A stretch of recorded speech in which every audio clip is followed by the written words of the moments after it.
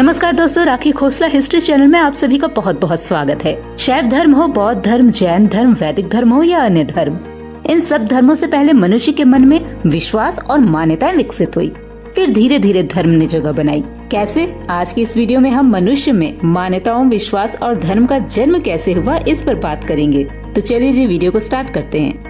इतिहास के पन्नों में आपने अब तक तो यह जान लिया कि कैसे वानर मानव खाने की तलाश में एक जगह से दूसरी जगह घूम रहा था। सृष्टि निर्माण के दौरान मौसम में बदलाव के कारण एक तरफ जहां जंगल सूख रहे थे, तो वहीं दूसरी तरफ आज से करीब 40 लाख साल पहले अफ्रीका के पूर्वी इलाके में ईस्ट अफ्रीकन रिफ्ट वैली नाम से एक नए पर्वत श्रृंखला का निर्माण हो रहा था। ऐसे में खाने की तलाश और शिकार ने वानर मानव को 4 पैरों की जगह 2 पैरों पर खड़ा होना सिखा दिया था। उनका दिमाग पहले की अपेक्षा और अधिक विकसित होने लगा था। वह आग जलाना, भोजन को पकाकर खाना, औजार बनाना सीख लिए थे। बहुत से वैज्ञानिक मानते हैं कि मनुष्य जाति अपने शुरुआती काल में इसी रिफ्ट घाटी में विकसित हुई, क्योंकि यहाँ होमोसेपियंस की पूर्वज नस्लों के लाखों वर्ष पुराने अवशेष मिले हैं। तो वहीं दूसरी तरफ से वैज्ञानिक कहते हैं कि मानव की उत्पत्ति मध्य प्रदेश के सीहोर जिले में नर्मदा नदी के किनारे बसे हथनौर गांव से हुई, क्योंकि नर्मदा नदी के किनारे मिले मानव अवशेषों को देखकर वैज्ञानिकों ने कहा है कि आज से पहले कभी भी इससे पुराने मानव जीवाश्म नहीं मिले हैं।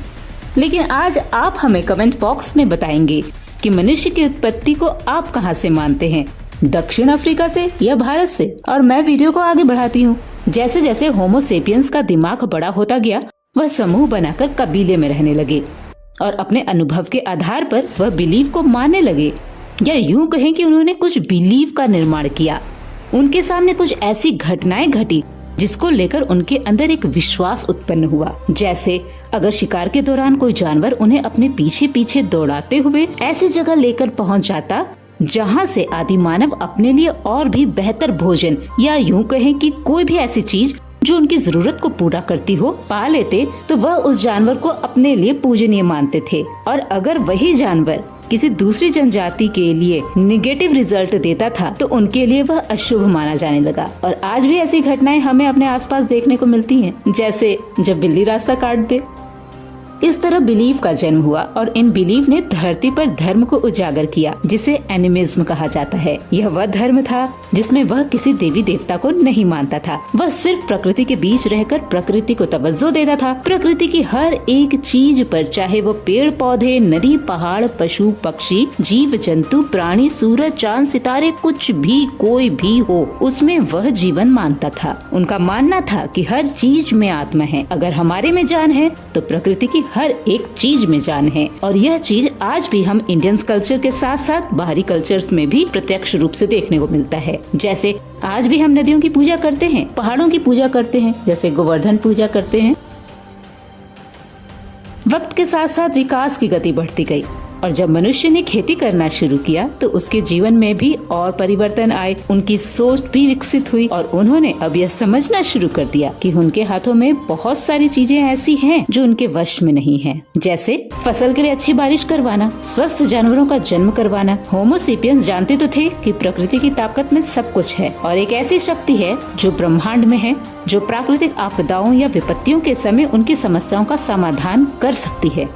इसीलिए उन्होंने यह मानना शुरू कर दिया कि अगर उस शक्ति को खुश कर दिया जाए तो उनकी समस्याओं का समाधान हो जाएगा। बस इसी विचार से एक और धर्म का जन्म हो गया, जिसे हम पॉलिथेइस्टिक रिलीजन कहते हैं, यानी कि बहुदेववाद धर्म।